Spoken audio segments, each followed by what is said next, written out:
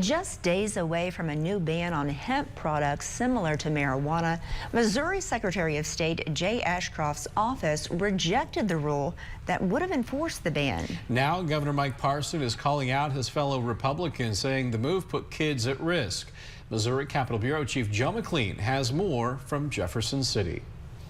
The executive order restricts the sale of any food or drinks infused with hemp that mimics the effects of weed. Delta 8 and Delta 10 THC are some of the most common forms.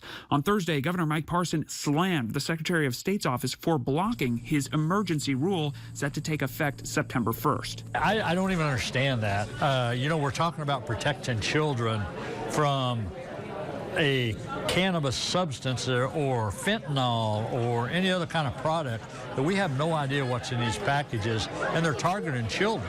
Parson said the rule is aimed at eliminating an unregulated drug product from store shelves, saying with no independent testing requirements, these weed-like hemp products are just not safe, particularly those with packaging meant to appear like name brand candies or snacks. But they're targeting our kids, and not to do something when we've had a 600% increase in children going into emergency rooms is something we got to take action in. But that 600% increase Parson mentions actually includes all kinds of cannabis, much of which became medically legal in 2018 and recreationally legal in 2021.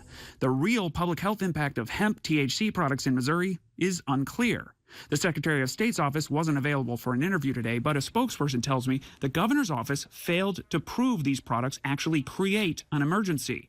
Also, going through the emergency rule process cuts off the opportunity for public comment on the rule. Without the emergency status, though, Parson's executive order will likely take months instead of days to take effect.